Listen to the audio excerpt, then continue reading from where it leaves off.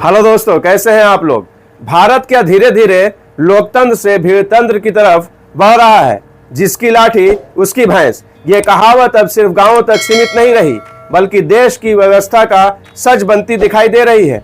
आप लोगों ने देखा होगा, कानपुर पुलिस कमिश्नरेट में आईटीबीपी जवानों का जमावड़ा सिर्फ एक विरोध नहीं था, वह व्यवस्था पर टूटते भरोसे की तस्वीर था। बताया जा रहा है कि साथी जवान विकास सिंह की मां के कथित गलत इलाज और कार्रवाई में देरी से नाराज जवानों ने खुलकर पुलिस प्रशासन के खिलाफ मोर्चा खोल दिया।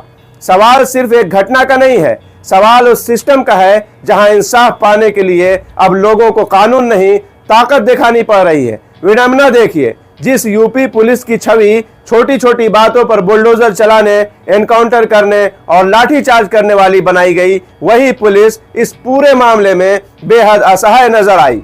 कमजोरों पर सख्ती और संगठित ताकत के सामने खामोशी, क्या यही कानून का राज है?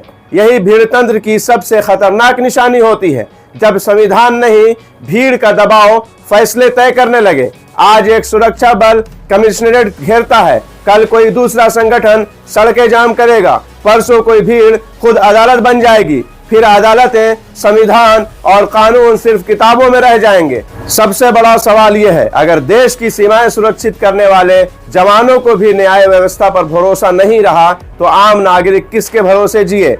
और फिर इस देश का मुसलमान क्या करे? वो मुसलमान जो आए दिन भीड़ हिंसा का शिकार होता है, जिसके घरों पर बुलडोजर चलते हैं, जिसे छोटी छोटी बातों पर देशद्रोही साबित करने की कोशिश की जाती है, जिसे अक्सर पुलिस प्रशासन और अदालतों से भी इंसाफ नहीं मिलता हुआ दिखाई देता है। अगर एक वर्दी पहनने वाले लोग भी न्याय के लिए सड़क पर ताकत दिखाने उतर आए, तो एक कमजोर आम नागरिक किस दरवाजे पर जाए? यही किसी भी लोकतंत्र का सबसे बड़ा संकट होता है, जब लोगों का भरोसा संस्थाओं से हटकर भीड़ और ताकत पर टिकने लगे। कानून का राज तभी कहलाएगा जब वो धर्म, जाति, वर्दी और भीड़ सब पर बराबरी से लागू हो, वरना हर समूह अपनी संख्या और ताकत के दम पर इंसाफ लेने निकलेगा, और वही किसी भी देश को अराजकता की तरफ ढकेल देता है। इतिहास गवाह है, नफरत और भीड़ की राजनीति कभी किसी एक समाज तक सीमित नहीं रहती, एक दिन उसकी आग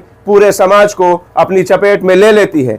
ऐसी व्यवस्था क्यों चल रही है? इस तरह लापरवाही क्यों बरती जाती है? जब इसके साथ ऐसा हुआ तो सोचिए आम जनता के साथ क्या होता होगा। लेकिन बहरहाल आजकल का तो जमाना ही उल्टा चल रहा है, सही बोलने वालों को ही टारगेट किया जाता है, बाकी जो जैसे चल रहा है चलता रहे।